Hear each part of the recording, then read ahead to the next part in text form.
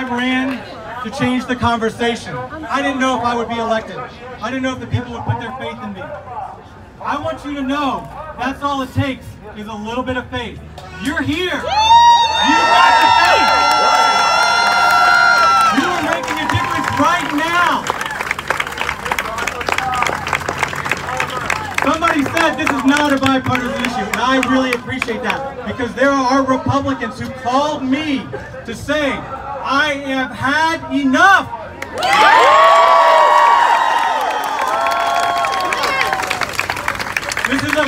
This is not a party issue. Our children want safety. I've had people say there's other problems. There are bigger problems. But they're just looking at the numbers, y'all. We're not just dealing with the numbers. We're dealing with the students who came here today and spoke about how they have a hard time trusting that they can do their job of learning the material that hardworking teachers are there to do because they're worried about getting shot. You cannot learn if you're stressed out. Our children need to be safe. I can hammer on this all day long. This is not just about the people who have died. God bless their souls. God save their families. This is not just about them. This is about every student who walks through the door and every student at the dinner table who says, why do I have to go through a metal detector to go to school?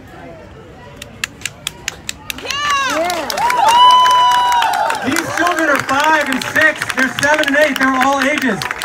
We've got to fix the problem that we created. I own that responsibility. That's what I'm trying to do. That's what you need to do. We've got a great group of people here. Thank you all for coming, because you're from all over the state. And we've got good representation here, but we don't have it all over the state. And you've got to check for gun sense candidates who are for common sense safety regulation. Don't look for an arm, look for deeds. You call them, you ask them, you go up, and when you find them, you support them, and you bring a friend. Thank you very much.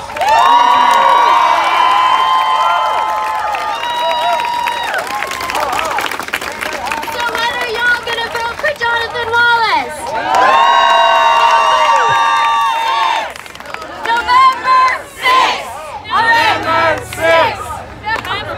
Okay, so another website for you. MVP, like most valuable player, SOS, Save Our Ship, GA, Georgia, GOV, Gov, Government. This is where you check where you're registered to vote. You can check who represents you at the federal level in Washington, D.C. And you can change your voter registration. If you are not registered to vote, you need to go over to the tables over there and register right now. All right, so we talked about this guy, Jody Heist. We don't like him. He thinks the right to bear arms is unlimited. Justice Scalia did not think the right to bear arms was unlimited. So, another person who is challenging him, Richard Winfield. If any of you were here last year marching against putting guns on campus, Dr. Winfield is someone you will recognize. He joined us as a professor and said, "Not in my classroom." Please welcome him.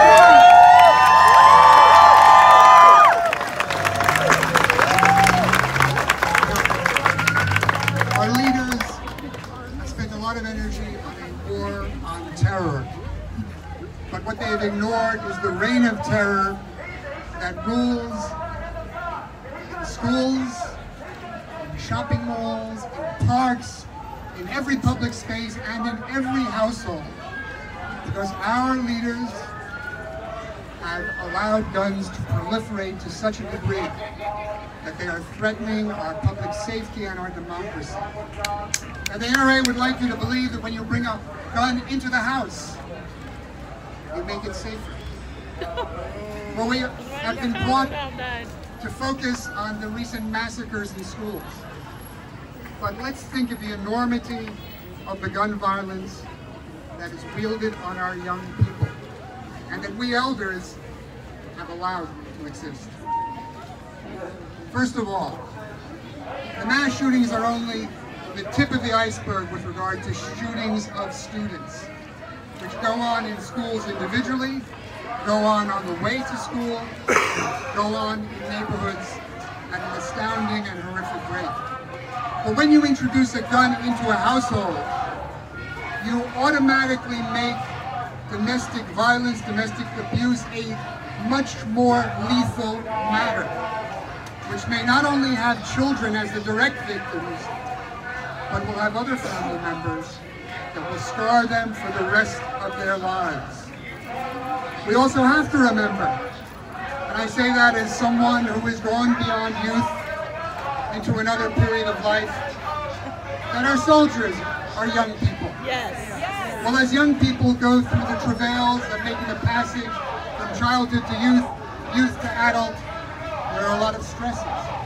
And we all know from our experience in high school and college that there are always sad stories of students who kill themselves. Of the 96 people who are killed by gun violence every day, 60 are people who shoot themselves. And there is a disproportionate number of young people who commit suicide. And sadly enough, that's particularly true of our young soldiers, because when they come back from war, we in a sense show our contempt for them by living with a situation where every day 22 veterans kill themselves with guns, and often the guns that we have allowed them to take back from the field of war. Now, mental illness is by no means disproportionately responsible for violence against other people, but it does have a toll on suicide. And we as a society have failed to provide adequate mental health care for all of our people, and especially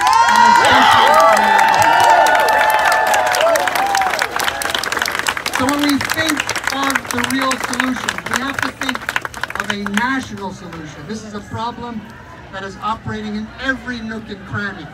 Under our current state of wild, irresponsible proliferation of guns, there is no place a young person can go and feel that they can engage in peaceful, democratic debate without the fear that there is someone packing a weapon who may get angry, or who may be simply part of those groups that are coming to public events armed to the teeth.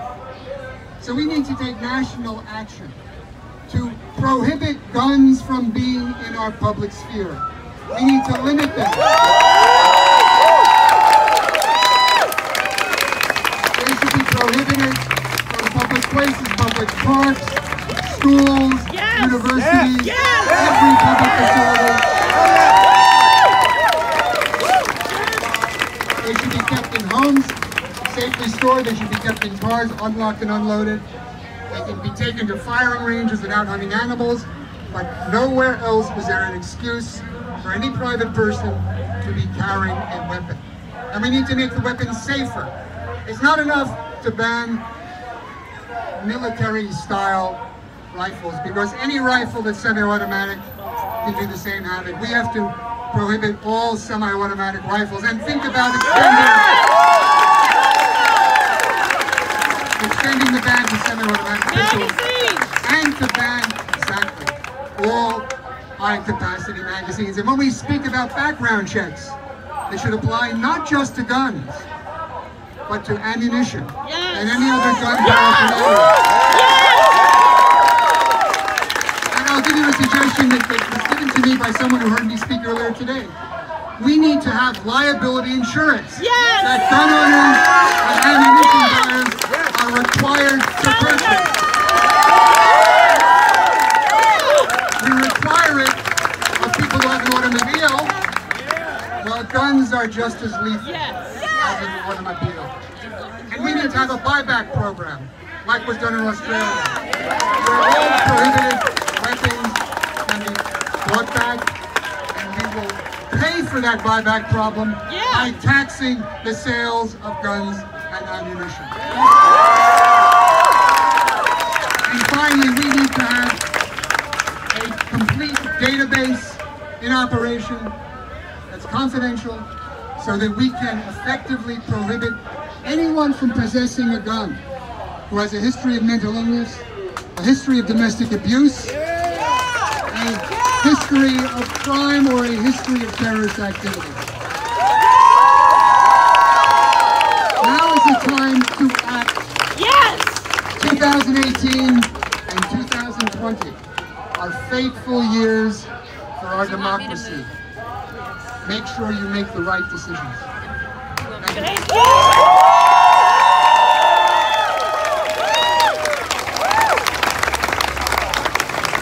All right, so we talked about, we have state and federal. We're going to move into hearing about people who are running for the state senate to represent you.